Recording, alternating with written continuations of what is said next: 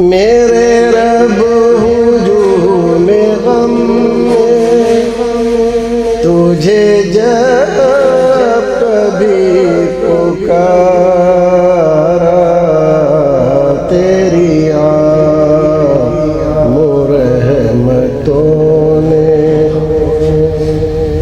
مجھے دے دیا سہارا۔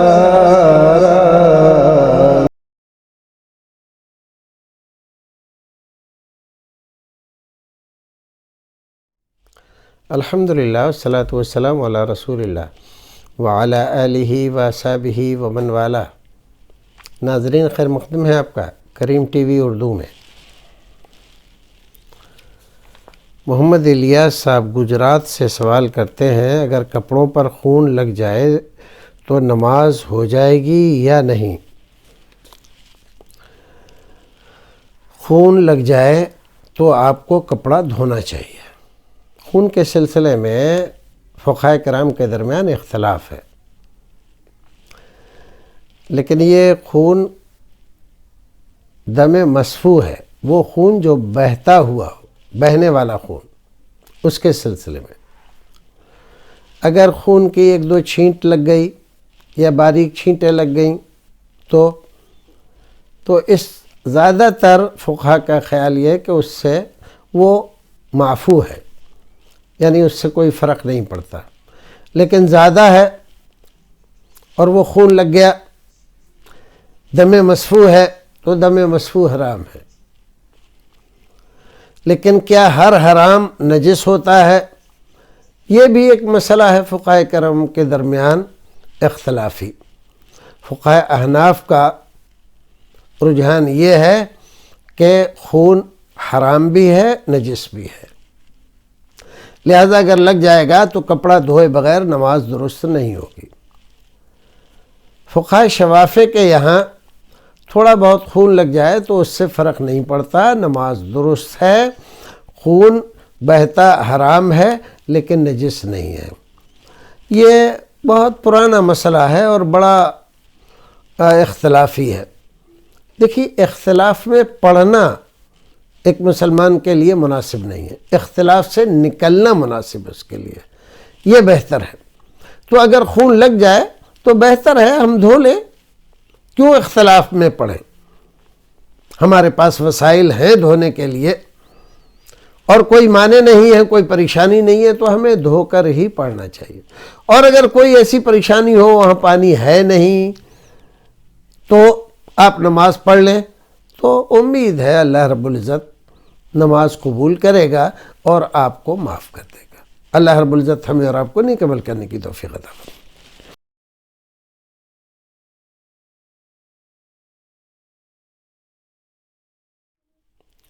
ایک اور صاحب سوال کرتے ہیں ابو سفیان بلرام پور سے، بیوی شوہر کی بات نہیں مانتی ہے، بار بار اپنے والدین کے گھر چلی جاتی ہے، بلانے پر آتی بھی نہیں ہے، کیا ایسی عورت میں طلاق دینے پر شوہر گنہگار ہوگا؟ دیکھیے، گنہگار ہونا نہ ہونا الگ مسئلہ ہے، گھر کو گھر بنا کر رکھنا الگ مسئلہ ہے۔ یہ جیسی عورت کے سلسلے میں آپ نے بتلایا ہے، اگر وہ ایسا کرتی ہے تو آپ کو بجائے مار پیٹ کرنے کے، غصہ کرنے کے، طلاق کی بات سوچنے کے، درمیان میں رشتہ داروں کو ڈال کر اس کو سمجھانے کی کوشش کریں۔ سب سے پہلے بڑی ذمہ داری اس عورت کے والدین کی ہے، وہ اگر اس کو سمجھائیں تو معاملہ بڑی آسانی سے حل ہو سکتا ہے۔ ان کو سختی کے ساتھ یہ کہنا چاہیے کہ تو لڑ کر اپنے شوہر سے ناراض ہو کر ہمارے گھر مت آیا کر، رضامندی میں اگر وہ بھیجتے ہیں تجھے اور تو آتی ہے تو ٹھیک ہے۔ اگر وہ ایسا کریں گے تو امید ہے کہ گھر بن جائے گا۔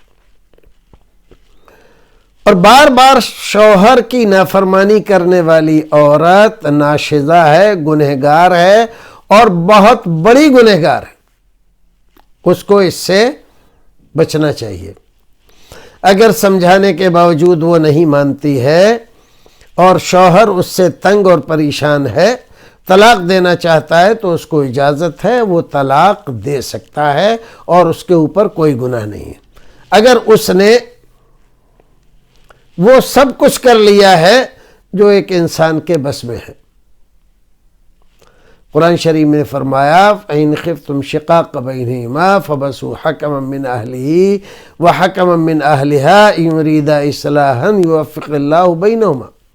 اگر بیوی کی نافرمانی سے شوہر تنگ ہے، پریشان ہے، تو ایک حکم مرد کی طرف سے، ایک عورت کی طرف سے متعین کر کے اس مسئلے کو ان کے سپرد کرنا چاہیے، اور وہ دونوں کی بات سننے کے بعد پھر جو فیصلہ کریں اس فیصلے پر عمل کرنا چاہیے۔ ایک دوسری جگہ فرمایا فَإِذُوهُنَّ وَاهْجُرُوهُنَّ فِي الْمَضَاجِعِ وَاضْرِبُوهُنَّ، پہلے سمجھاؤ، پھر ان کو بستر میں اکیلا چھوڑ دو، بول چال بند کر دو، پھر ہلکی مار مار کے سمجھاؤ اگر پھر بھی نہیں مان رہی ہے وہ۔ تو یہ سب مراحل ہیں، آپ جو بھی مناسب ہوں آپ کے لیے وہ آپ کر کے دیکھیں۔ اگر سب میں آپ ناکام ہو جائیں تو طلاق کے بغیر کوئی چارہ نہیں ہے، پھر آپ طلاق دے سکتے ہیں، لیکن طلاق جب بھی آپ دیں غصے میں نہ دیں، گواہ بنائیں اور پھر صرف ایک طلاق دیں، ایک طہر میں ایک طلاق دیں اور پھر چھوڑ دیں۔ دوسری طلاق دینا کوئی ضروری نہیں ہے، عدت گزر جائے گی تو وہ عورت آپ کے نکاح سے نکل جائے گی، آپ دوسری جگہ شادی کر سکتے ہیں، وہ بھی دوسری جگہ شادی کر سکتی ہے۔ اللہ رب العزت ہمیں اور آپ کو نیک عمل کرنے کی توفیق عطا فرمائے۔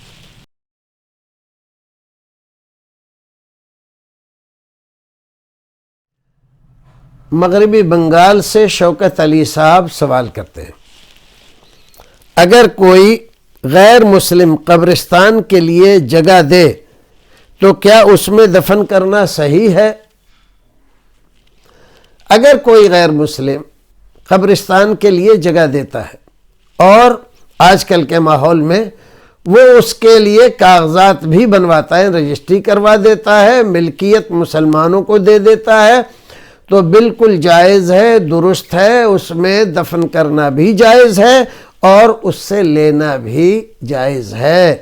اگر ایسی صورت نہ ہو کہ اس کے بدلے میں آپ کو کوئی ایسی چیز، وہ مسجد مانگے، مسجد کے کوئی جگہ مانگے، مدرسے کی کوئی چیز مانگے، تو آپ کو یہ سودا نہیں کرنا چاہیے۔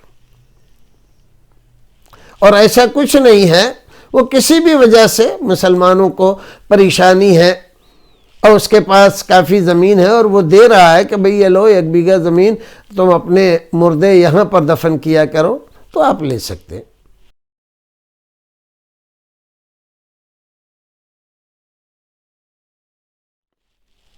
یامین مکہ سے سوال کرتے ہیں،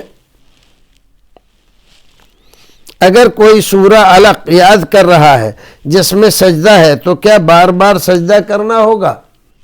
نہیں، بار بار سجدہ کرنے کی ضرورت نہیں ہے۔ آپ یاد کر رہے ہیں تو ظاہر ہے کہ آپ کو 10 20 30 40 بار ایک ایک حرف، ایک ایک آیت پڑھنا ہوتی ہے، تو یہ نہیں کہا جائے گا کہ آپ 30 40 بار سجدہ کریں گے۔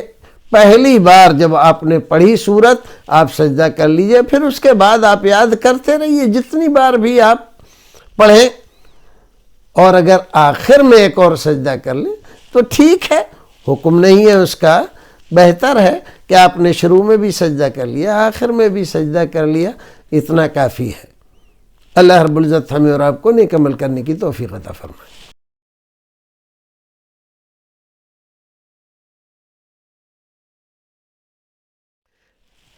محمد یامین صاحب مکہ سے ہی سوال کرتے ہیں، اذان کو موبائل سے سن کر بار بار پریکٹس کرنا صحیح ہے یا نہیں ہے؟ یاد کرنے کے لیے یا کوئی خاص